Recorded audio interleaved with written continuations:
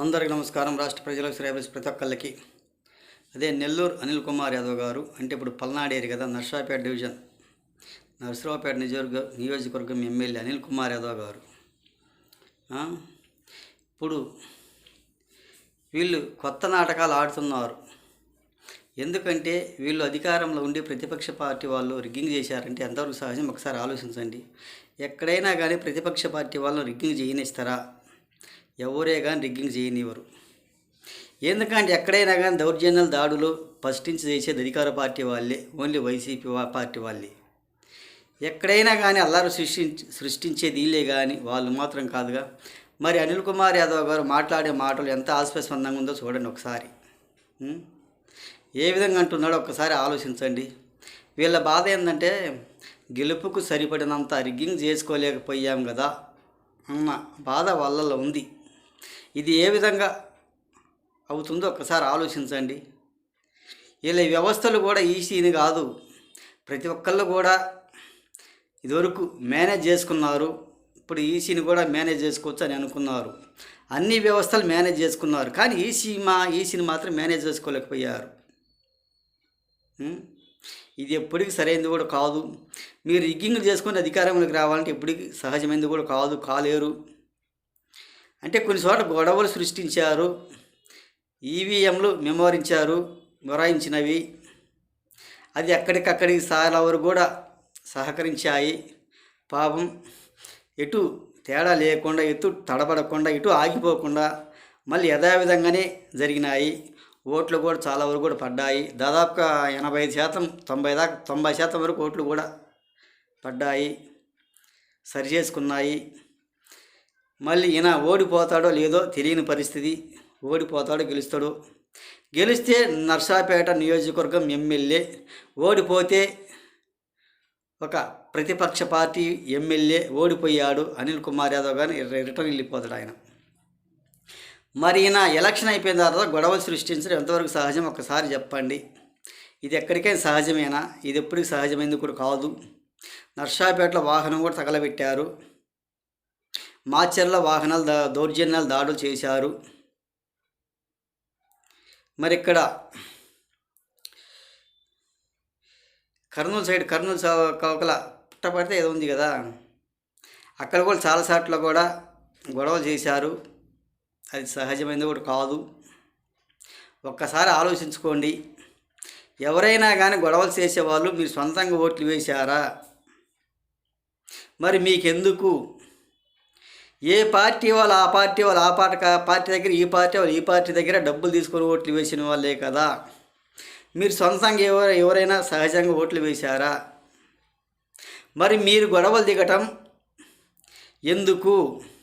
ఇప్పుడు అనిల్ కుమార్ యాదవ్ గారిని తీసుకుందాము. ఆయన భార్య పిల్లలతో బ్రహ్మాండంగా సహకరించుకుని నెల్లూరులో ఉంటాడు. మీరు గొడవలు చేసుకున్నారు, మీ భార్య పిల్లలు, మీ భార్యల తాలిబొట్టులేక తెగేది, వాళ్ళ భార్యలతో వాళ్ళు బాగానే ఉంటారుగా. మీరు నాయకుల దగ్గర డబ్బులు తీసుకున్నారు, మిమ్మల్ని డబ్బులు కొనుక్కున్నారు, ఓట్లు వేశారు. నేను చాలామందిని కూడా అడిగారు, ఏందబ్బా ఓట్లు వినియోగించుకున్నారా అంటే వినియోగించుకున్నాం, ఓటు వేశాము, వినియోగించుకున్నాము. ఏ విధంగా వినియోగించుకున్నారు అని అడిగా. మేము డబ్బులు తీసుకున్నాము అన్నారు. డబ్బులు తీసుకున్నది ఎలా వినియోగించుకున్నారు? సొంతంగా డబ్బులు తీసుకోకుండా ఓటు వేస్తే అది సొంతంగా వినియోగించుకున్నట్టు. మరి రెండు పక్కన లాగారు, రెండు పక్కన తీసుకున్నారు. ఏ పార్టీ వాళ్ళు ఆ పార్టీ పక్కన తీసుకొని ఓట్లు వేశారు, ఎలా వినియోగించుకున్నారు ఒకసారి చెప్పండి. ఇది వినియోగించుకున్నట్టు కాదు, మిమ్మల్ని కొన్నారు. మరి మీకు కొనుక్కున్నప్పుడు మీకెందుకు అంత బాధ? గొడవలు సృష్టించుకోవటం మీకెందుకు అంతలో బాధ? తాలిబొట్లు తెచ్చుకోవటం, మీ భార్య పిల్లలు, మీ సంసారం, మీ కుటుంబాలేగా నాశనం అయిపోయేది. ఇప్పుడు వాళ్ళు బాగానే ఉంటారు. ఇప్పుడు అనిల్ కుమార్ యాదవ్ గారిని తీసుకుందాం. అనిల్ కుమార్ యాదవ్ గారు బ్రహ్మాండంగా వాళ్ళ భార్య పిల్లలతో కలకల్లాడుతూ నెల్లూరు చేరుకుంటారు.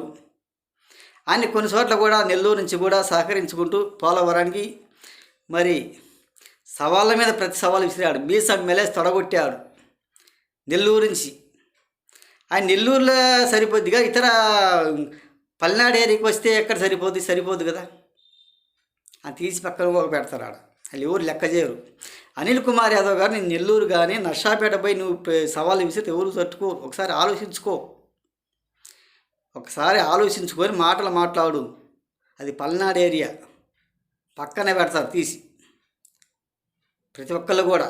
అలాగే పల్నాడు ఏరియా ప్రజలు కూడా కొంచెం ఆలోచించుకొని మూర్ఖత్వాన్ని సైకోను పంపాలని. మా రాష్ట్రానికి రాజధాని లేదు, రాజధాని లేకుండా చేశారు.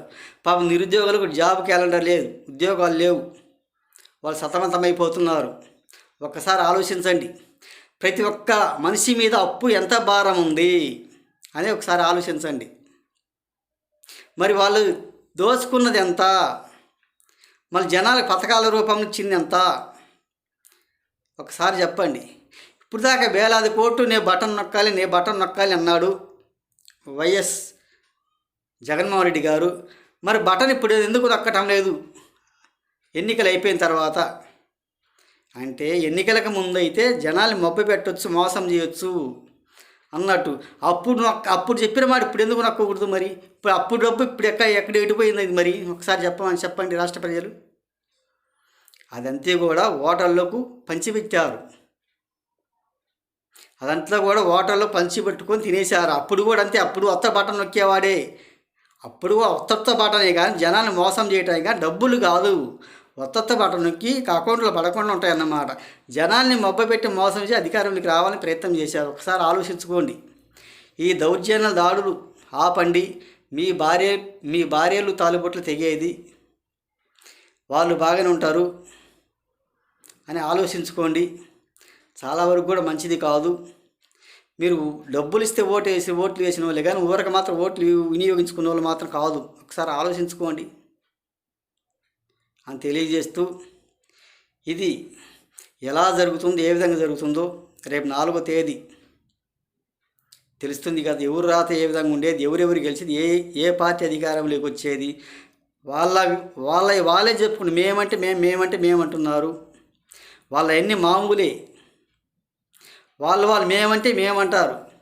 కూటమేమి మేము వస్తామంటారు, వీళ్ళే మేము వస్తామంటారు. నేను 4వ తేదీ వాళ్ళ తలరాతలు తెలిసిపోతాయి. మీరు ఎందుకు కొట్లాడుకుంటారు? మీ భార్య పిల్లలు, మీ సంసారాలు మీరే తీసుకుంటున్నారు. కొంచెం ఆలోచించుకోవాల్సిందిగా తెలియజేస్తూ, రాష్ట్ర ప్రజలకి, శ్రేయభిలాషి ప్రతి ఒక్కళ్ళకి హృదయపూర్వక ధన్యవాదాలు తెలియజేస్తూ, మన రాష్ట్ర ప్రజలు మీద ఎంత భారం పడింది, కరెంటు ఛార్జీలు ఎన్నిసార్లు పెంచింది, బస్ ఛార్జీలు ఎన్నిసార్లు పెంచింది, చాలాసార్లు కూడా నేను చెప్పాను, చాలాసార్లు కూడా మాట్లాడాను. అవి తెలుసుకోండి. ఇది చాలా బ్యాడ్, చాలా మంచిది కూడా కాదు. ఇది ఒక సైకో పరిపాలన అని తెలియజేస్తూ, రాష్ట్ర ప్రజలకి, శ్రేయభిలాషి ప్రతి ఒక్కళ్ళకి ఇది సర్దుకోండి ఈ గొడవలు అని తెలియజేస్తూ, ప్రతి ఒక్కళ్ళకి గొడవలు సృష్టించే నియోజకవర్గాలలో హృదయపూర్వక ధన్యవాదాలు తెలియజేస్తూ నేను సెలవు తీసుకుంటున్నాను.